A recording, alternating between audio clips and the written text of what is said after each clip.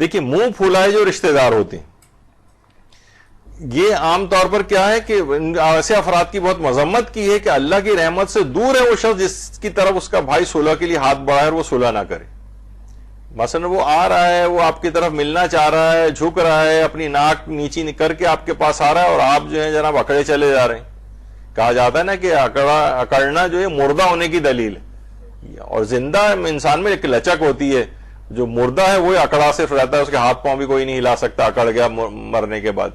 تو بہرحال یہ جو ہے جو صلح کی طرف یعنی وہ اپنی عزت کو وہ کر کے آپ کے پاس آ رہا ہے لیکن آپ اس سے پھر بھی ملنا نہیں چاہ رہے, تو فرمایا اللہ کی رحمت سے دور ہو جائے گا یہ شخص کہ مسلمان بھائی سے صلح کا ہاتھ بڑھا رہا ہے نہیں کہ اس کو قبول کر رہا ہے. اور چھٹے امام یہ بھی فرماتے ہیں جملہ کہ اگر تم نے سنا کہ تمہارے بھائی یا دوست نے تمہارے خلاف کچھ کہا ہے مگر اس دوست یا بھائی نے اس کی تردید کی ہے تو تم اس بات کو قبول کرو. اگر تم نے اپنے بھائی کے خلاف کچھ سنا اور 40 لوگوں نے بھی گواہی دی کہ اس نے ہاں یہ بات کہی تھی, یعنی آپ کے خلاف یہ بات کہی تھی, مگر وہ تمہارا بھائی یا دوست اس کی تردید کرے تو اپنے بھائی کی بات کو قبول کر لو اور 40 لوگوں کی بات کو رد کر دو.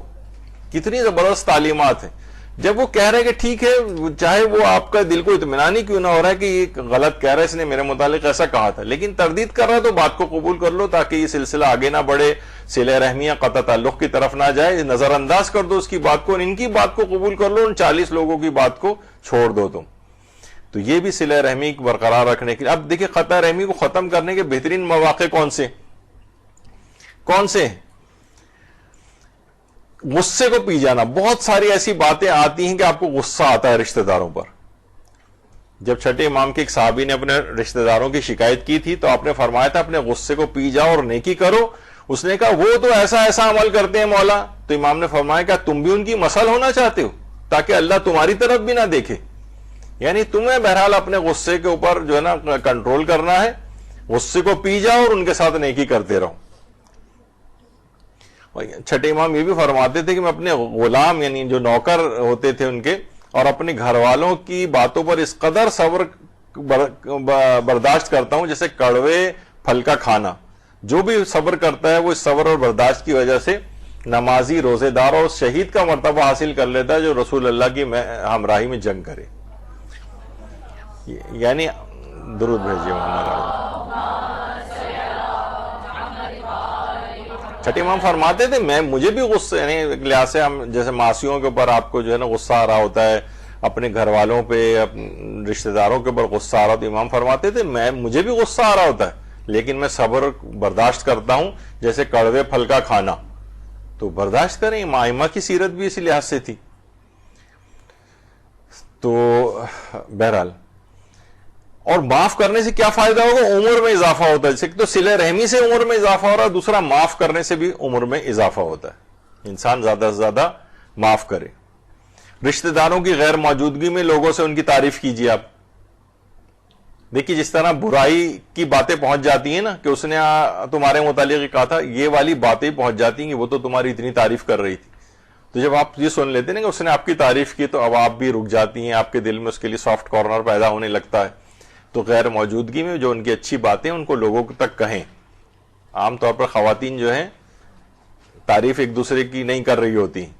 مثلا کوئی شکل و صورت کی بھی بہت اچھی تیار ہوئی تو آپ کہتی ہیں آپ بہت ڈیفرنٹ لگ رہی ہیں, یہ نہیں کہتی ہیں اچھی لگ رہی ہیں, ڈیفرنٹ لگ رہی ہیں. تو بہرحال غیر موجودگی میں ان کی تعریف کیجیے. اچھا, رشتہ داروں سے عام طور پر یہ ہوتا ہے کہ جن سے قلبی یعنی وہ ہے کوئی لڑائی جھگڑا چلا رہا ہے تو ایک روایت میں ملتا ہے کہ غالباً مجھے امام کا صحیح نام نہیں یاد رہا, غالباً شاید چوتھے امام کا واقعہ ہے کہ امام کے ایک رشتہ دار نے آ کر ان سے بہت لڑائی جھگڑا کیا, یعنی کافی تلخ کلامی ان کے ساتھ کی. خیر اس کے بعد وہ چلا گیا. امام اگلے دن صبح سویرے اس کے گھر گئے. اب مجھے ایگزیکٹلی یاد نہیں چوتھے امام تھے یا چھٹے امام تھے, اور اس کے جسم کے اوپر ہاتھ رکھا اور کہا کہ یہ یعنی جسم کے اوپر ہاتھ رکھنا, ہاتھ پہ ہاتھ رکھنا, فرمایا اس سے خون جوش مارتا ہے. یعنی آپس میں ایک دوسرے سے جب ظاہر مسافے میں بھی ہوتا ہے کینہ دور ہوتا ہے, بہت سارے فوائد ہوتے ہیں, معانقہ انسان کرتا ہے, گلے ملتا ہے.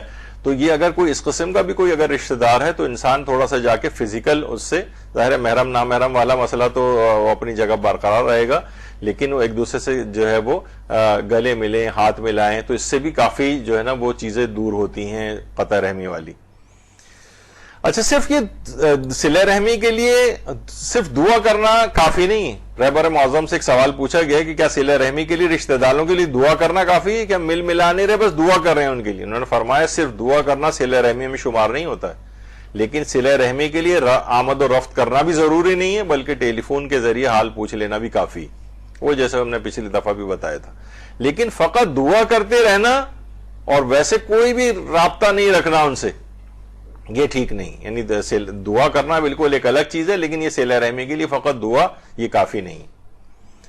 یعنی سلام کم سے کم پہنچا دیں ان تک، اپنے رشتہ دار تک سلام لکھ کے بھیج دیں ان کو، تو بہرحال یا ان کے کسی سلام کا جواب دینا بھی، یہ بھی روایت میں آیا، چھٹے امام نے فرمایا کہ اچھے انداز میں سلام کر کے یا اس کا جواب دے کر ہی چاہے کیوں نہ ہو ان سے نیک سلوک کرو اپنے عزیز و اقارب سے، یہ جواب دے کر بھی۔ یعنی انہوں نے سلام کیا تو اب یہ نہیں کہ آپ سلام کا جواب نہیں دے رہے، آپ روٹھے ہوئے ہیں، ایٹھے ہوئے ہیں اور اکڑ دکھا رہے ہیں ان کو، یہ نہیں ہونا چاہیے۔ یعنی خواہ سلام کا جواب دے کر ہی کیوں نہ ہو۔ داؤد بن کثیر رقی نے کہا کہ میں امام صادق علیہ الصلوۃ والسلام کی خدمت میں بیٹھا ہوا تھا،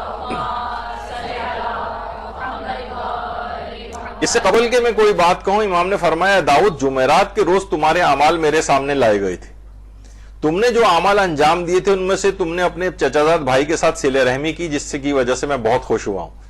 داؤد کہتے ہیں کہ میرا چچا زاد بھائی تو اہل بیت کا دشمن ہے اور وہ بہت خبیث انسان ہے، وہ کہنے لگے میں نے سنا تھا کہ اس کی مالی حالت اچھی نہیں ہے، میں نے مکے جانے سے پہلے کچھ مال اس کے پاس بھیج دیا تھا، جب میں مدینے پہنچا تو امام صادق نے پھر یہ پورا واقعہ مجھے سنایا۔ یعنی امام کا دشمن تھا وہ، لیکن اس شخص نے اپنے اس دشمن امام رشتہ دار سے بھی نیکی کی، تو امام نے کہا تمہارے اعمال جو مجھ تک لائے گئے تمہاری یہ نیکی مجھے بہت پسند آئی، صلہ رحمی۔ تو امام نے اس کو بھی نظر انداز کیا کہ وہ تو ہمارا مثلاً دشمن ہے اور تم نے بہت اچھا کیا کہ اس کو نظر انداز کیا، نہیں، امام نے کہا تم نے مجھے خوش کیا۔ تو صلہ رحمی اس انداز سے ایک چیز ہے کہ اچھا یہ اس زمانے میں تو چھٹے امام موجود تھے تو ان کے پاس اعمال پیش کیے گئے تھے، آج کل ہمارے امام زمانہ علیہ الصلوۃ والسلام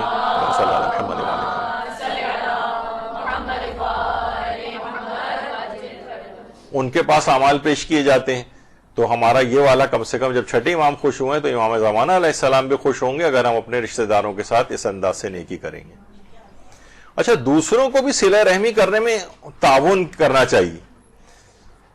مثلا بہت سے شوہر ہیں وہ بیوی کو اپنے رشتہ داروں سے ملنے سے منع کرتے ہیں، بیوی بلکہ نہیں مل رہی اپنے رشتہ داروں سے تو اس کو فیسیلیٹیٹ کرے شوہر کہ تم جاؤ اپنے ان سے بھائی سے کیوں نہیں ملتی ہو، بہن سے کیوں نہیں ملتی ہو۔ تو رشتہ داروں سے ملنے سے آقا سیستانی نے بھی ایک مسئلے میں لکھا ہے کہ مرد کے لیے مناسب یہ ہے کہ وہ اپنی بیوی کو اپنے قریبی رشتہ داروں سے ملنے، ان کے مریضوں کی عیادت کرنے، ان کے جنازے میں شریک ہونے کی اجازت دے، بلکہ شوہر پر واجب ہے کہ ان امور میں جتنی بھی مقدار بیوی کے ساتھ اچھی صحبت اور معاشرت تقاضا کرتی ہے اتنی اس کو اجازت دے۔ شوہر کو یہ حق نہیں ہے کہ وہ بیوی کو کسی واجب عمل انجام دینے کے لیے گھر سے باہر نکلنے سے روکے۔ یعنی کتنی اہم چیز ہے، اس پہ پورا ایک درس انشاءاللہ کہ عورت کو کتنی شرائط کے ساتھ کون کون سے مواقع پر شوہر کی اجازت ضروری ہوتی ہے گھر سے نکلنے کے لیے، اس پہ درس آگے چل کر آنے والا ہے ہمارا اگلے دنوں میں۔ تو اس میں آغا سیستانی فرماتے ہیں اپنے یعنی قریبی رشتہ داروں سے ملنے، مریضوں کی عیادت کرنے، کوئی موت ہو گئی اس میں وہ جانے، تو شوہر پر واجب ہے کہ جتنی معاشرت تقاضا کرتی ہے نا اتنی اس کو جانے کی اجازت دے، روک نہیں سکتا یہاں پر۔ یعنی یقین کیجئے کہ ایک باپ نے آنکھوں میں ان کے آنسو تھے، کہا کہ سالہ سال سے اس نے اتنی سختی کر رکھی ہے میری بیٹی کے اوپر کہ مجھ سے ملنے ہی نہیں دیتا ہے داماد جو ہے، اور سالہ سال گزر گئے تو اتنا کڑا چیک رکھتا ہے کہ کہیں کسی بہانے سے بھی نہیں مل سکتی آ کے اپنے باپ سے ہو۔ تو اس طرح کے افراد ہوتے ہیں۔ تو بہرحال اور بیوی کو مثلا صلہ رحمی سے منع کرنا، اس پہ بھی آقا سیستانی فرماتے ہیں کہ بیوی کے لیے شوہر کی اجازت کے بغیر بھی گھر سے نکلنا جائز ہوگا، عرفاً صلہ رحمی گھر سے باہر نکل کر ان سے ملاقات کرنے پر موقوف ہو۔ یعنی پھر یہ شوہر کی اجازت کے بغیر بھی جا سکتی ہے، اگر صلہ رحمی کے لیے اتنا ہی ضروری جیسے والدین ہیں تو اس میں تو یہ نہیں ہے نا کہ صلہ رحمی سلام پہنچا دیا، بیمار ہیں کچھ یا اس قسم کی کوئی چیز ہے، تو بہرحال یہ کہ شوہر کو بھی چاہیے کہ اس کی اجازت دے, اور وہ اگر منع کر رہا ہے اور جانے ہی نہیں دے رہا اور صلہ رحمی صرف اسی پر موقوف ہے تو فرماتے ہیں کہ پھر وہ بغیر شوہر کی اجازت کے بھی جا سکتی ہے. اچھا, بعض اوقات یہ ہو جاتا ہے کہ طلاقیں ہو گئیں. اب مثلاً فرماتے ہیں آغا سیستانی, باپ کے لیے جائز نہیں کہ بچوں کی ماں کو اس طرح نقصان پہنچائے کہ اسے اولاد کو دیکھنے سے روکے. ملنے نہیں دے رہا وہ, اب طلاق ہو گئی, میں اس کو ملنے نہیں دوں, بچوں کو ملنے نہیں دوں گا اپنی ماں سے, اور بچوں کی ان کی ماں سے شدید محبت کے باعث بچوں کو بھی نقصان پہنچ رہا ہو. باپ پر لازم یہ کہ بچوں کو ماں سے ملنے کے لیے مواقع مہیا کرے, لازم ہے اس کے لیے. یعنی یہ نہیں کر سکتا کہ نہیں بس ٹھیک ہے اب طلاق ہو گئی ہے اور میں اس کو ملنے ہی نہیں دے رہا اپنے بچوں سے. اچھا دیکھیے, صلہ رحمی میں نا عورتوں کا بھی بہت بڑا کردار ہے, اور صلہ رحمی میں اور قطع رحمی میں بھی عورتوں کا بہت بڑا کردار ہے. مرد حضرات ہم نے عموماً دیکھا ہے کہ تقریباً 95% مردوں کا قطع رحمی میں کردار نہیں ہوتا ہے, خواتین کا بہت زیادہ کردار ہوتا ہے. ایسا نہیں کہ بالکل مردوں کو بری ذمہ, لیکن بہت کم تعداد ہے ان کی. عورتیں ہی جو سمجھدار ہوتی ہیں وہی صلہ رحمی سے خاندانوں کو بنا کے رکھتی ہیں, خاندان جڑے رہتے ہیں, اور جہاں عورتوں نے اس میں اپنا کوئی کام دکھایا وہیں پر ہی جو ہے وہ معاملات بگڑتے چلے جاتے ہیں. عورتوں کا رول صلہ رحمی میں بھی بہت زیادہ ہے, اور عورتوں ہی کا رول قطع رحمی میں بھی بہت زیادہ ہے. اگر عورتیں بہرحال اس بات پر کمر بستہ ہو جائیں تو مرد پھر قطع رحمی نہیں کر پاتے, اگر کوئی اس قسم کے ہیں بھی, سوائے چند ایک مستثنیات کو چھوڑ کر. تو بہرحال عورتیں جو ہے وہ اس میں بہت زیادہ ان کا رول ہے. اچھا, ساس اور بہو کی جو ناچاقیاں یہ قطع رحمی میں بہت کردار ادا کرتی. اسی طریقے سے نند بھاوجوں کی ناچاقیاں, یا مثلاً اس کا جو ہے نا بار بار روٹ کر جو ہے چھوٹی چھوٹی باتوں پر اپنے مثلاً میکے چلے جانا.